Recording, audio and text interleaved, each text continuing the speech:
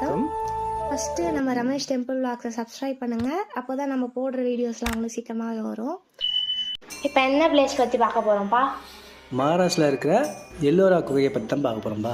இங்கே வந்து 34 குகை இருக்குமா. 16வது குகையில் இருக்கிற கைலாசநாதர் கோயிலை பற்றி தான் இப்போ பார்க்க போகிறோம்.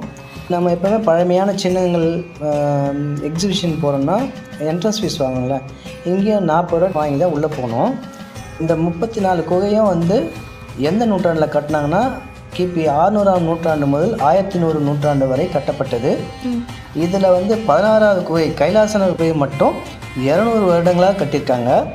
இதை கட்டிய 4 ராஜ்யங்கள் என்னென்னா ஆகாடாக பேரரசு, குப்த பேரரசு, சாளுக்கிய பேரரசு, ராஷ்டிரகூட பேரரசு.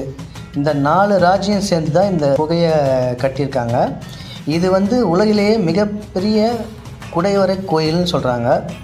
வேறு எங்கேயும் இந்த மாதிரி குடைஞ்சி கட்டணும் இல்லையா.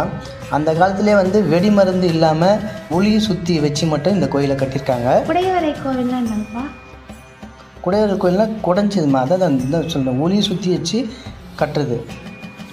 வெட்டி வெட்டி மேலே மலையிலேருந்து குடஞ்சி கோயிலை கட்டியிருக்காங்க.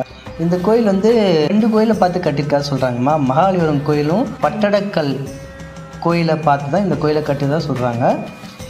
வெளியிலேருந்து பார்த்தா இது சிம்பிளாக தான் இருக்கும், ஆனால் உள்ளே போய் பார்த்தா அவ்வளோ அழகாக இருக்குது. இது வந்து 30 மீட்டர் உயரமும் 80 மீட்டர் அகலமும் கொண்ட கோயில்.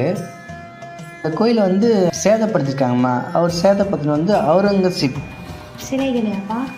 சிலைகளை உடச்சி அப்படியும் அவரால் உடைக்க முடியல. நிறைய சிலைகள் இன்னும் அழகாக தான் இருக்குது. இந்த கோயிலோட பாட்டை நம்ம 20 நோட்டில் பிரிண்ட் பண்ணியிருக்காங்கப்பா. வீடியோ ஃபுல்லாக பார்த்ததுக்கு ரொம்ப நன்றி. இந்த வீடியோ பிடிச்சிருந்தா லைக் பண்ணுங்கள், ஷேர் பண்ணுங்கள், கமெண்ட் பண்ணுங்கள். இதே மாதிரி நிறைய வீடியோ வேணும்னா சப்ஸ்கிரைப் பண்ணுங்கள். லோயஸ்ட் ப்ரைஸில் ஷீரடிக்கு போனோன்னா ஸ்ரீ சாஸ்தா டூரை காண்டாக்ட் பண்ணுங்கள். அவங்களோட நம்பரை நாங்கள் டிஸ்கிரிப்ஷனில் கொடுக்குறோம். தேங்க்ஸ் ஃபார் வாட்சிங்.